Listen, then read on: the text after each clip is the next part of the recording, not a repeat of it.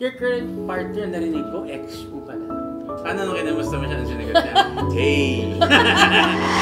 Sisi ako na sinasabi nila na, you know, naghubad kami. No, hindi ko siya naiisip.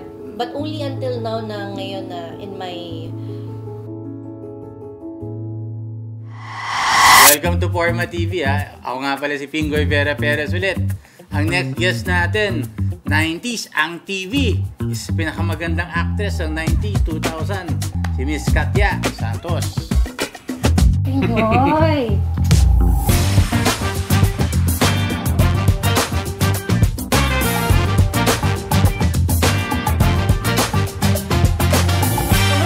Thank you and congratulations. Hey, thank you very much, Ma'am Katya, for going to Porma again. Again. Isa ka sa pinaka talagang sinusubaybayan ng mga na naka-follow sa akin sa Porma. Oh, wow. Malamang mga ka-childhood natin yung mga followers mo. Kaya gano'n. Ayun. Oo nga pala. Can I ask some questions about your showbiz career? Paano ka nag-umpisa sa showbiz mo? Oh, okay. I started when I was 9 years old. Okay. So, nag-start muna ako ng commercial modeling. Tama, so, 4 pala, commercial modeling. May naka-discover sa akin na parang talent manager sa mall. Tapos, pinag-VTR ako. So, nag-start ako mag-commercial. I've done, my first commercial was Anchor Milk. Yan. Tapos, dire-diretso na yan. Hanggang nag-start ako mag-artista. 9 years old kasi nag-audition ako. Parang may nakita akong promotion sa TV na parang makakasama niyo yung Guapings. Ganyan. Sila yun? Sila diba? Mark. Yeah, that time, crush na crush ko nung bata ako si Mark Anthony.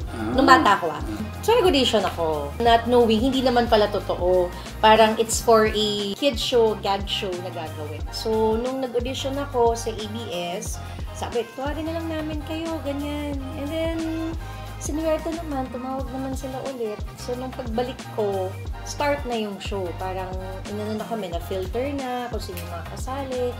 That time, yun na, kasama ko na, I was with sila Paolo Conti, sila Camille, yung mga naging original na ng Ang TV. Ang TV. And that was for Ang TV, yes. So, I started in Ang TV. The rest is history. Pero sa ngayon, what's your biggest, ang tingin nyo, biggest breakthrough when it comes to movies? Ako talaga, I think sa buong career ko, yung biggest breakthrough first was yung entering into sexy roles. Siyempre, napakalaking factor nun from being a teeny bopper going to sexy, di ba? Parang sobrang nauso siya that time. So, I think it was really our time also. Parang panahon talaga nun. And then, yung launching ko, and then, yung second movie ko with Maui, yung dalawang hit talaga sa talagang noong time na yun, kaya talaga yung that was Sukdulan and Sex Drive. After sexy films, what's your most prominent, pwede mo sabihin, I was a good actor. Pinaka-feeling mo, galing ko dito sa... Well, kasi during naman nung mga nagsisexy kami, gumagawa naman din kami talaga ng mga drama, no? It's just that kasi sa mga movies, talagang mas marami yung sexy. Pero masasabi ko siguro, alam mo, until now, hindi ko siya naiisip, but only until now na ngayon na in my age. 30s? Yeah. My 30s. I think maganda na yung nagagawa kong acting. Siyempre, ayoko rin naman sabihin na, magaling ako umarte, diba? But now, nagkakaroon ako ng realization na nung dati, pag pinapanood ko yung sarili ko, parang kulang pa talaga. Pero ngayon, because of so many experiences in real life, made me the actress na nararamdaman ko ngayon. Parang sa tingin ko, mas gumaganda yung acting ko, mas malalim, mas meron. Parang mas meron akong naibibigay sa mga tao, sa director, and everyone else. Because of, siguro, yung mga pinagdaanan ko sa buhay. Kunyari, baka in the future, di ba? Ano yung role na titingnan mo sarili mo, I can win Best Actress if I do this role? Ang dami kong gustong role psycho killer, yung ano bang tawag dun sa maraming personality, schizo, yung mga ganyan. Pero okay, Miss Ara. Kasi very challenging yun diba? Tapos, a victim of siguro rape victim or yung ganun kasi yun yung mga mahihirap eh. Yung malalim. You have to go to a dark place. Yes. And on the contrary, actually, being natural, kahit yung light lang na acting, yung normal lang na buhay, yung parang mas natural, mas mahirap siyang i-acting eh. Kaya nga minsan magtataka tayo, bakit siya nanalo? Parang simple lang naman, pero hindi natin na-realize, sobrang natural ng ginawa niya.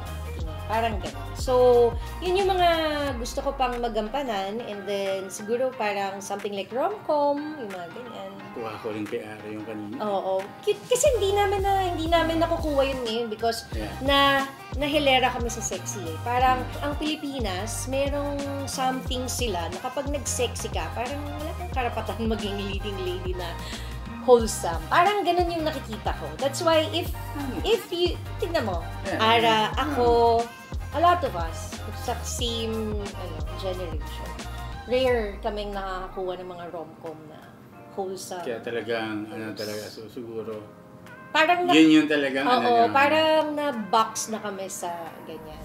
So we're trying to, come out na parang, teka lang, wait, kaya namin to. Ano naman tayo ma'am sa natin sa personal, konting personal. Personal. Pwede ba? Oo naman. Sabi mo na kung hindi pwede. How is it being a mom? How is it? Masaya.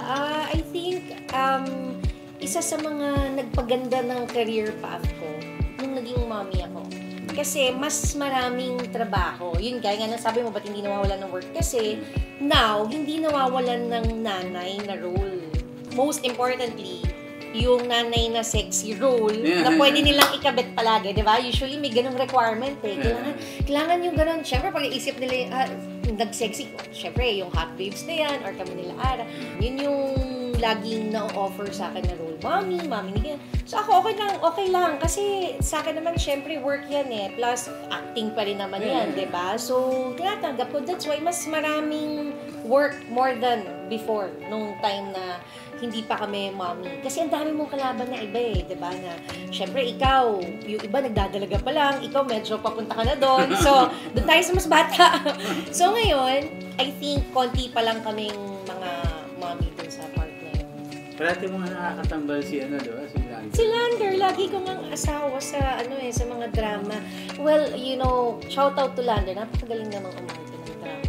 Lagi kaming sa drama eh. Nag-stop lang kasi siya ng matagal. Oo, parang nagsama kami nung pandemic. Tapos yun, nagdire-diretso. Ito, mag-asawa na naman kami. Sa bagong show namin. Well, hiwalay, pero siya yung daddy nung Parang ganon. Ganon na naman yung story. Oo nga pala. Miss Katya, what can you share sa mga audience natin? Life lesson tungkol sa mga nadadapa sa buhay. What can you share para huwag sila mawalan pag-asa? Ako number 1, kasi just recently, ang dami kong pinagdaanan in life. Di lang alam ng maraming tao yung pinagdadaanan ng mga artista. Kasi, diba, wala sila naman idea eh. So, number 1, na nakapagpabangon sa akin ulit, of course, is really having your faith to the Lord. Yun talaga. As in talagang, hindi ko naman sinasabing nawalan ako ng tiwala, no? Pero minsan kasi, dahil ang dami natin ginagawa, hindi tayo nakakapagsimba, kalimutan natin minsan magdasal. As in, talagang I went back, I made sure na mag-make time ako palagi sa Kanya. And yun lang, pray lang talaga ng pray. And then, after that, of course, madaming napakagandang nagagawa ng prayers, but of course, without action, diba? Kung wala naman din nakikita si Lord sa'yo na may ginagawa ka, hindi rin naman pwede yun. So, syempre, law of attractions. Meaning, kailangan may law of action yan. So, dapat gagalaw ka din. Hindi tayo pwedeng basta humingi lang at nakatambay ka lang dyan. So, kailangan din nating trabuhin. And then, also, look outside the box. Kasi minsan, gusto natin yung komportable lang palagi eh. So, try natin gumawa ng bagay na medyo macha-challenge tayo. Kasi minsan, yung hindi komportable na yun, yun pa yung magbibigay sa'yo nung hinihingi mong sagot. Go lang, have faith na it will always happen. God will always give you what you want. Yun yung natutunan ko. Pero dapat, nakita mo rin na may ginagawa ka. Ano yung pwede mong i-share sa amin, mga audience natin, na hindi mo pa na-share kahit kanino? Something na ginagawa mo na walang nakakaalam. Yung kumbaga... Okay. Hirap na Walang nakakaalam masyado. Nakakaalam masyado. Something na walang nakakaalam masyado. Masyado pero may nakakaalam may nakakaalam. na. Okay, so, pwedeng ngayon lang yung ginagawa ko ngayon yon. Yeah, okay pwede lang. ngayon lang. So, okay. Honestly, wala naman talaga masyado nakakaalam to kundi yung partner ko, no? And my daughter. So, now, nag-aaral ako ng Nihongo. Yun ang ginagawa ko ngayon. Doon ako nagiging busy. Why? Number 1, I love Japan. Number 2, I know that one day, baka magamit ko siya for business or for work. Kung mga ilangan ng artista na marunong mag-Nihongo. And then, meron ka ng mas lamang na feature more than sa ibang artista, diba? And then, that's also part of dun sa mga ko na self-betterment na I want to learn another language. So kasi ngayon nandun ako sa point na ganun yung gusto mo lang i-better yung sarili mo, diba? Kasi pag bata tayo, hindi natin na-realize yun Pag tumatanda, teka lang, gusto kong talagang i-elevate yung sarili ko ngayon more than, diba? Yeah, more than any, before. As a mom, how are you as a mom? Balance ako. Hindi ako, sorry but gusto ko lang maging honest. Hindi ako naniniwala sa gentle parenting, pero hindi ako gentle parenting. Mix ako of both, no? Kasi mahirap So, strict ako when it comes to yung going out, kasi syempre yung safety. So, lagi akong kasama. So, yun. Basta ang lagi ko lang ini-instill sa kanya is yung pagiging respectful, kind-hearted person. Kasi ganun naman kami pinalaki ng magulang namin. Ma'am, with regards to your current partner, right? Yes. Your current partner, narinig ko, ex mo pala. Yeah. So, ex-boyfriend ko yun. Yeah, how did that happen? 2004 hanggang 2009 ko siya naging boyfriend. Tapos, naghiwalay kami. Siyempre, iniisip ng lahat ng tao kami na magkakatuluyan, pero things happen. Naghiwalay kami. Nag-asawa ako. Nakasal ako. Nahiwalay din ako. So, annulled naman na ako ngayon. And then, nagkabalikan kaming dalawa. Buti na lang, wala pa siyang asawa, wala din siyang girlfriend, kaya wala po ako, hindi ko siya inagaw. Free pa siya. I think it's really destined to happen. If naniniwala ka sa ganon, no? Siguro, parang ganon siya, diba? Love is sweeter the second time around. Hindi ata. Love is parang smarter the second time around. Mas marunong ka na dun sa mga natutunan mo from your previous marriage, diba? Ano kayo nag-reconnect yan? Well, ganyan yung sinasabi ko sa'yo kanina na, di ba, without action. Yeah. So, syempre ako na yung kumatok. Parang, hindi ko na, of course, ayoko nang mawala yung chance dahil baka mamaya, may makakuha pa di ba? So, syempre, sayang. Oo, right after, pahinga konti sa marriage, nangamusta. Kamusta lang muna. Tapos, we went out, parang kamustahan. Kasi hindi naman nawala yung communication namin So, palagi kami may kamustahan pag may birthday na ganyan. Kasi nga naging close talaga siya sa family ko and ako sa family niya. Paano nung kinamusta mo siya? Ang sinagot niya? Hey! Paano ba? Wala kasing ganong usap Parang nag-comment lang ako sa isang post niya. Ganyan. And then, uy, kamusta? Nag-message na. Okay, ikaw, kamusta? Tapos sabi ko, hiwalay na ako. Talaga, syempre, kunwari, siya? Talaga? Bakit? Kunwari ba? Oo, kunwari. Tapos sabi niya, you want to have dinner? Ganyan. Sige, tara, kita tayo. So, yun. Tapos doon kami nag-catch up. And then, yun na, doon na nag-start. Syempre, pag hindi mo naman na yan patatagalin diba? In life, from childhood to now, 20 years ago, height of your popularity, what's your biggest regret na hindi mo ginawa? Sa career ko, wala akong regret sa pagsisexy or sinasabi nila na, naghubad kami. No, I don't have any regrets doing those things because it made me the actress now. I am now, diba? And nakatulong talaga siya ng malaki. Siguro in life, ang masasabi ko was yung malaking part yung marriage ko. Nagsisisi ako na hindi ko inalam paano pumasok sa isang marriage. Siguro lahat tayo, hindi tayo handa doon, no? Kaya nga, gulat ako sa lahat. Parang, shocks, ito pala yun. And then, ito pa yung mga lumalabas. Marami pa palang iba. So, it was really a, learning experience for me. So, ako, yun yung regret ko lang na sana, nagdahan-dahan ako na nung nabuntis ako, hindi muna ako nagpakasal. Kasi nabuntis ako, kaya akala ko, hindi, dapat magpakasal na tayo kasi buntis ako. Sana pala, kinilala ko muna. Kumbaga, nagkakilanlan muna kami. I'm not saying na wala akong mali sa marriage namin, diba? So, sana nagkakilanlan muna kami dalawa. So, yun sa mga taong gustong magpakasal. Yun yung biggest regret ko in life. Kasi, malaking factor siya sa buhay ko Dahil, grabe yung pinagdaanan ko, yung experience ko doon.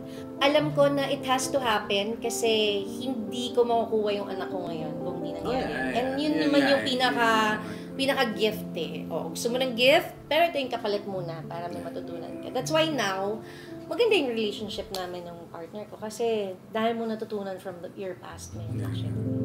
Yung mag-subscribe pala kayo and mag-push kayo sa notification button follow na rin kayo. Thank you very much, Mama, para sa You're welcome. Your second time here. Your second time sa Forma. And alam mo, natutunan ko sa'yo talaga today is very important yung sinabi mo, humility. Yes. Tsaka yung respect sa elders. It's very important talaga. Yeah. Kasi nakikita ko talaga sa mga bata ngayon, wala talaga silang respeto sa mga yung mga nakakatanda talaga sa kanila. Nakikita ko talaga, hindi lang sa artista.